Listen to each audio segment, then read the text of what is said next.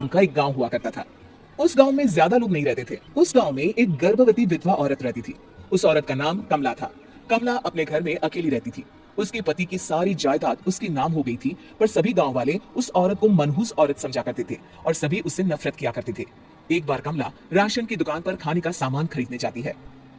भैया जी, जरा 1 किलो दाल चावल देना। अरे हाय हाय हाय हाय हाय! अरे मनहूस औरत, मेरी दुकान में अपशुगन करवाने आ गई क्या? है? चल जा यहाँ से। मैं कुछ नहीं देने वाला तुझे। भाग भाग यहाँ से, चल जा निकल। भैया जी, ऐसा मत कहिए। मैं गर्भवती हूँ, मुझे खाने की बहुत जरूरत है। मुझे खाना दे दीजिए। दुकानदार कमला को वहां से धक्के मारकर भगा देता है। तभी कमला रोते रोते उस गांव के किन्नरों के इलाके में आ जाती है।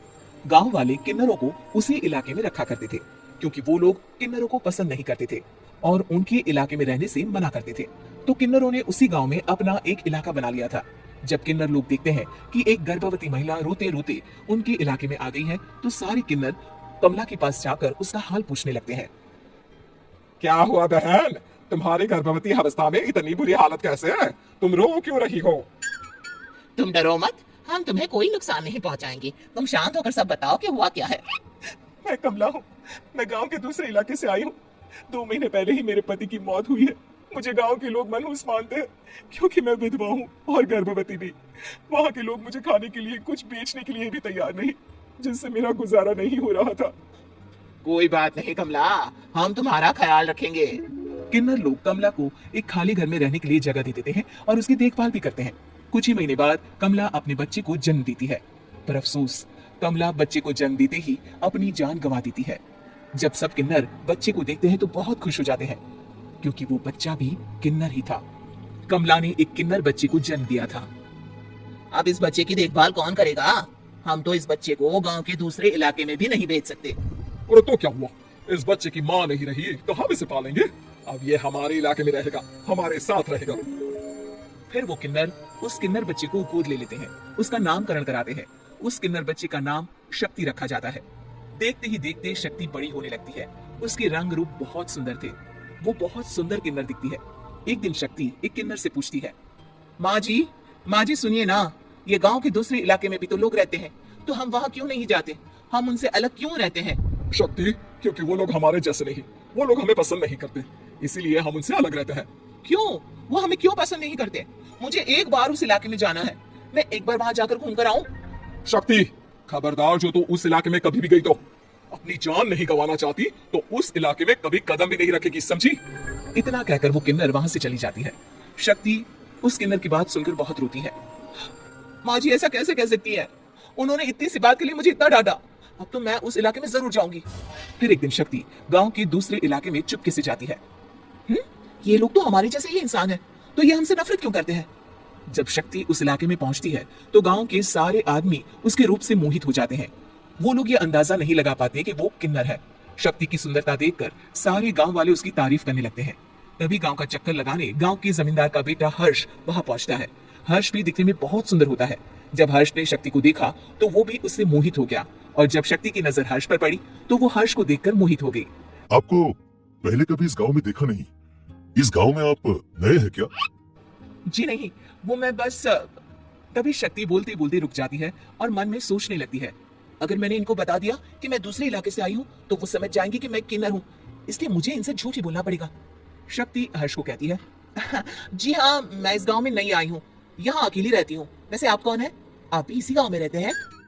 जी हाँ, मैं इस गांव के जमींदार का बेटा हूँ। आपको किसी भी चीज की जरूरत पड़े तो आप मुझे बता देना, मुझे अच्छा लगेगा। ऐसे ही शक्ति और हर्ष एक दूसरे से रोज मिलने लगते। वो दोनों अपने प्यार का इजहार करने एक दूसरे से मिलने जाते हैं। तभी शक्ति का पीछा करते करते एक किन्नर वहां आ जाती है। शक्ति, शक्ति, मैं तुमसे बहुत प्यार करता हूँ। मैं तुमसे शादी करना चाहता हूँ। क्या क्या तुम मुझसे शादी करोगी? हाँ हर्ष, मैं तुमसे शादी करूंगी, पर मैं तुमको अपने बारे में एक सच्चाई बताना चाहती हूँ जो मैंने तुमसे छुपा कर रखी है। तभी उनके बीच में ही वो किन्नर आ जाती है। शक्ति, तेरी हिम्मत कैसे हुई ऐसा करने की? वो किन्नर शक्ति को खींचकर गांव के जमींदार के पास ले जाती है। हर्ष भी वहां शक्ति को बचाने के लिए पहुंच जाता है। जमींदार शक्ति और हर्ष के प्यार के बारे में सुनकर गुस्से में आ जाता है और शक्ति को गांव के बाहर निकालने की सजा देता है। शक्ति ये बात सहन नहीं कर पाती और कुएं में कूदकर अपनी जान दे देती है। जमींदार हर्ष की शादी गांव की एक लड़की से करवा देता है, पर हर्ष इस शादी से खुश नहीं होता। शक्ति अपना बदला लेने के लिए मरने के बाद किन्नर चुड़ैल बन जाती है। अब मैं इन गांव वालों को नहीं छोड़ूंगी, अब इनसे मैं अपने प्यार का बदला लूंगी। किन्नर चुड़ैल गांव वालों को परेशान करना शुरू कर देती है। एक बार वो रात को गांव के खेतों में पहुंच जाती है और वहां आग लगा देती है। सारी फसल जल के राख हो जाती है।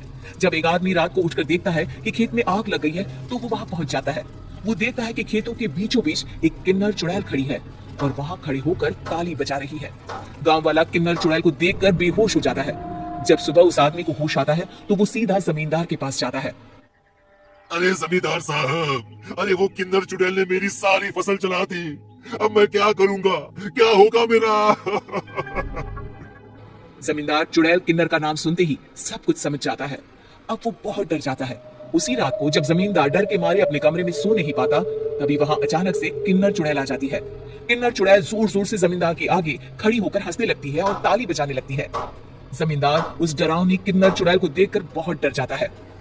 तूने मेरे साथ बहुत बुरा किया, अब मैं तुझे जान से मार दूंगी। नहीं नहीं नहीं नहीं, मुझे माफ कर दो, मुझे मत मारो। मैं कभी ऐसा दोबारा नहीं करूंगा। अब तुम जो बोलोगी वही मैं करूंगा। ठीक है, मैं चाहती हूँ कि किन्नर इलाका गांव के इलाके से जुड़े और गांव का कोई भी आदमी किन्नर समाज से द्वेष न करे, उससे नफरत न करे, नहीं तो मैं सारे गांव को मार दूंगी। और तुम गांव में एक नया कानून बनाओ कि अगर किसी ने भी किन्नर समाज को हानि पहुंचाने की कोशिश भी करी या इनसे भेदभाव करने की भी कोशिश करी तो उनको कड़ी से कड़ी सजा मिलेगी। हाँ, मैं ऐसा ही करूंगा। तुम जो बोलोगी वो मैं करूंगा, पर मुझे जाने दो प्लीज। तब वो किन्नर चुड़ैल वहां से चली जाती है। गांव का जमींदार किन्नर चुड़ैल का कहा मानते हुए दोनों इलाकों को एक कर देता है और नया कानून भी लागू कर देता है। तब से वहां किन्नर समाज और बाकी गांव वाले शांतिपूर्वक रहने लगते हैं।